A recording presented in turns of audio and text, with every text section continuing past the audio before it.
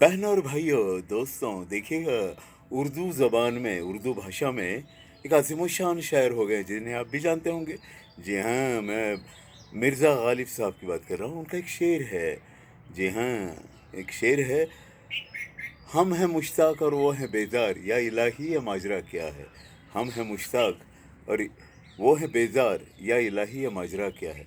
इसका हिंदी में सरल अर्थ में बताऊं, हम उत्साही हैं, प्रसन्न हैं, मर मिटने के लिए तैयार हैं और वो बेजार है हमसे। न जाने है ऊपर वाले या जो भी है दिव्य शक्ति, उससे प्रार्थना करते हैं कि भाई ये माजरा क्या है, ये माहौल क्या है, इस तरह का क्यों है। इसी को आगे चलकर आनंद बख्शी साहब या फिर शैलेंद्र जी ने या आनंद बख्शी साहब ने सादे शब्दों में भी इसका बयान किया है। बहुत सी जगह, बहुत गीतों में। हमने जफ़ा न सीखी, उनको वफ़ा न आई, पत्थर से दिल लगाया और दिल पे चोट खाई। इसके अलावा सब कुछ सीखा हमने, ना सीखी होशियारी, सच है दुनिया वालों कि हम हैं अनाड़ी, असली नकली चेहरे देखे, दिल पे सौ सौ पहरे देखे। ये गीतों के जन्म होते गए। बहनों और भाइयों, मीर तकी मीर उर्दू के और एक अजीमुशान शायर है, महान शायर मीर तकी मीर। उनका एक शेर भी अर्ज करता हूँ जो बहुत पॉपुलर है, बहुत मशहूर है। क्या पूछते हो हाल मेरे कारोबार का, क्या पूछते हो हाल मेरे कारोबार का, आईने बेचता हूँ मैं अंधों के शहर में, आईने बेचता हूँ मैं अंधों के शहर में।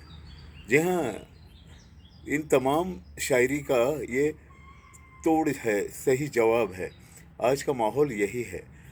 आपके संवेदनशील दिल का, आपकी शायरी का, आपके खूबसूरत लहजे का, ज़बान का, बातों का उतना ख्याल नहीं रखा जाता या सुनते ही नहीं है लोग। इस तरह का माहौल है क्योंकि अंधों के शहर में आईने बेचने पहुंच गए। भाई, हम आईने बेचने के लिए अंधों के शहर पहुंच गए।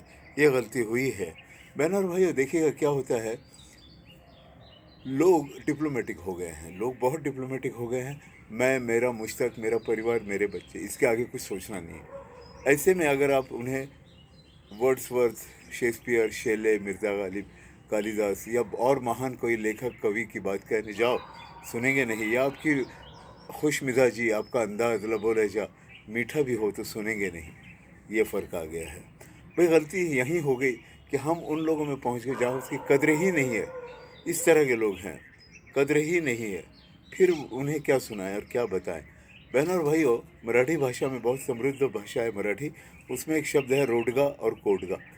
रोडगा का मतलब होता है रफ एंड टफ।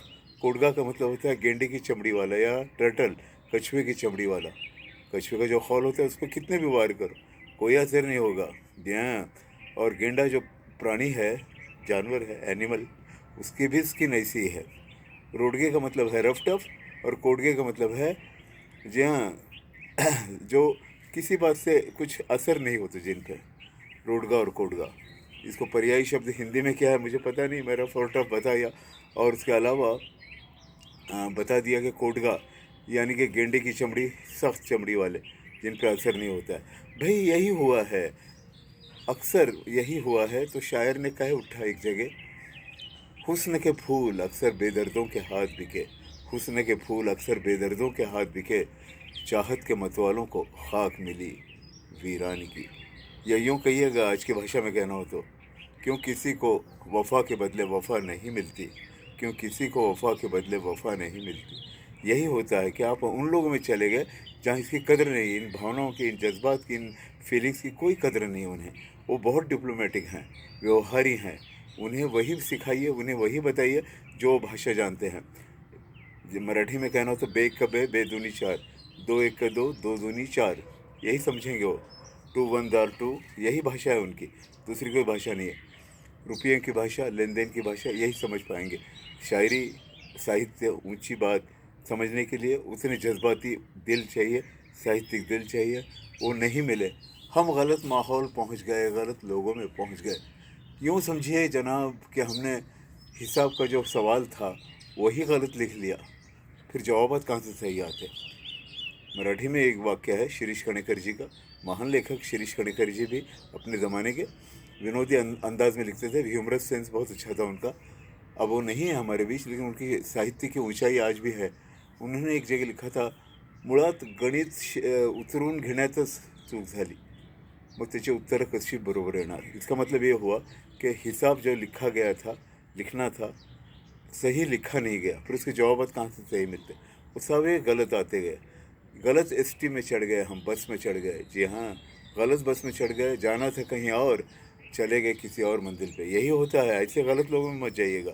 गलत लोग मिलेंगे तो वहाँ फिर कम से कम अपना बखान मत कीजिएगा, अपनी शायरी, अपने अंदाज, अपने लबो लहजा, अपना साहित्यिक जानकारी, ये वो समझ नहीं पाएंगे.